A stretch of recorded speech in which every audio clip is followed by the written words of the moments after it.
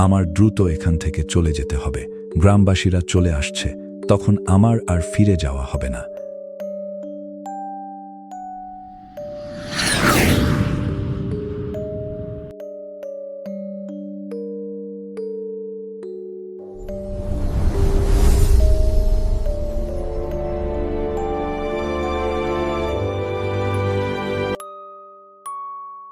নীল পাহাড় আর সবুজ ধানের ক্ষেতে ঘেরা এক ছোট্ট গ্রাম। তার নাম ছিল রূপনগর।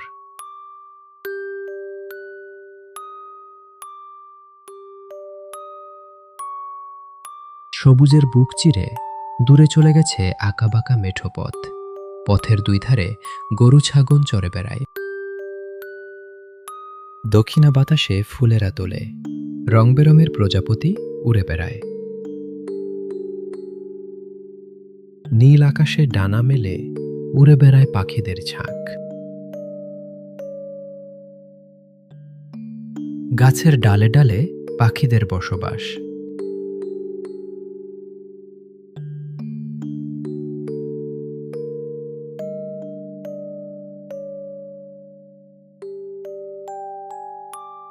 সেই গ্রামের একটি ছেলে রাত হলেই উঠোনের সবুজ ঘাসে শুয়ে আকাশের দিকে তাকিয়ে তারা গুনত আর ভাবত, এই তারাগণুর ওপারে কি কেউ আছে? তারা কি আমাদের মতোই কথা বলে, হাসে, বন্ধু হয়? ছেলেটির নাম আরিয়ান। বয়স মাত্র 10, কিন্তু কৌতূহল যেন তার বয়সের চেয়ে অনেক বেশি। আকাশের দিকে তাকিয়ে থাকাই যেন তার সবচেয়ে প্রিয় কাজ। গ্রামের মানুষজন এসব কথা শুনে হাসত, কিন্তু আরিয়ান কখনো নিজের কল্পনাকে থামায়নি। এক সন্ধ্যায় হঠাৎ আকাশ কালো মেঘে ছেয়ে গেল। বিদ্যুৎ চমকাচ্ছে, বাতাস গর্জন করছে।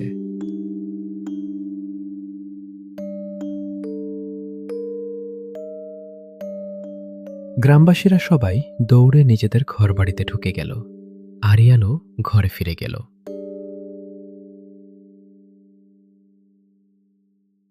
সবাই দরজা জানলা বন্ধ করে বসেছিল, আর বাইরে প্রচণ্ড ঝড় বইছিল, বিদ্যুৎ চমকাচ্ছিল।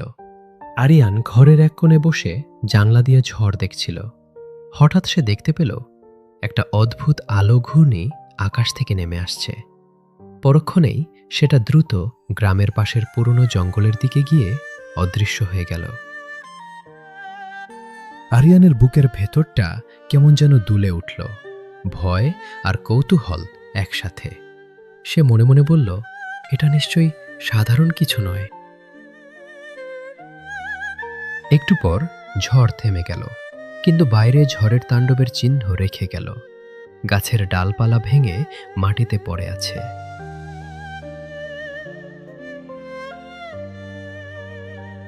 ধীরে ধীরে লোকজন বাইরে বেরোতে লাগল।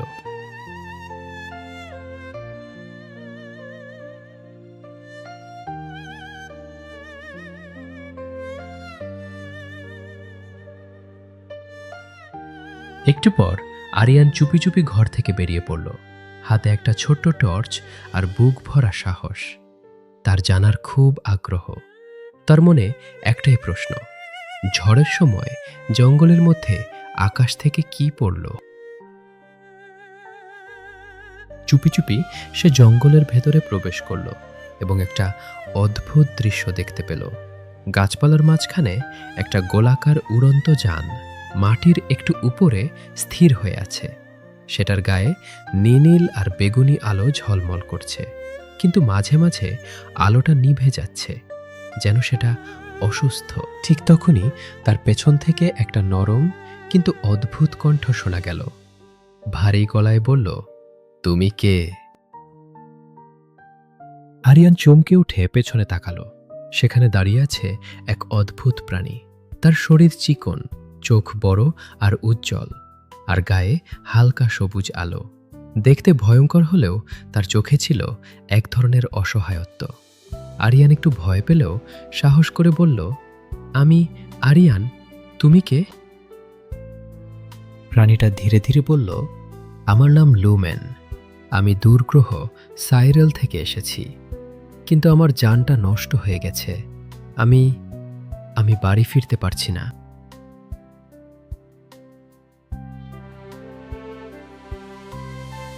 লুমেনের কণ্ঠে কষ্ট ছিল। আরিয়ানের মনটা নরম হয়ে গেল।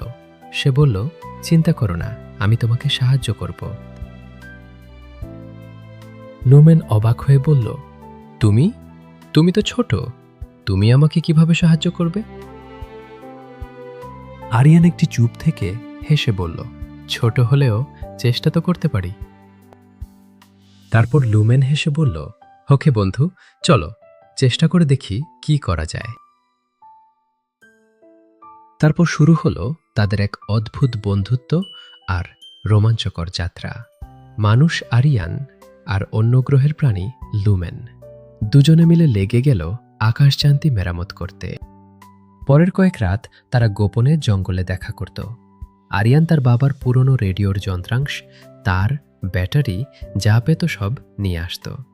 লুমেন তার নিজের গ্রহের প্রযুক্তি দিয়ে সেগুলো জোড়া লাগানোর চেষ্টা করত।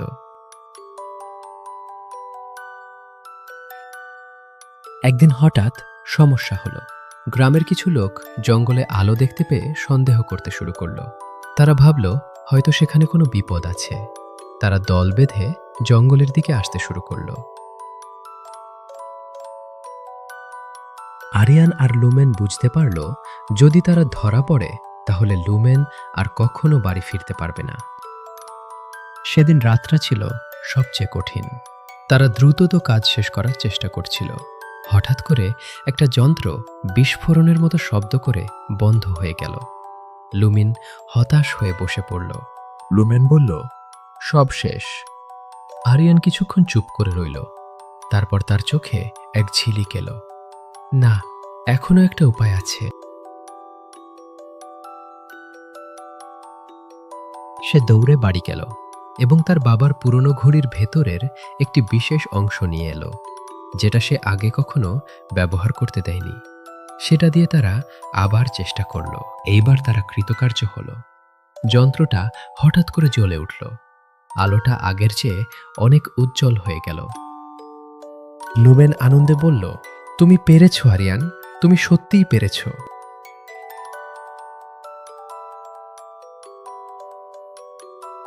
ওদিকে গ্রামের লোকজন ধীরে ধীরে জঙ্গলের দিকে আসছিল।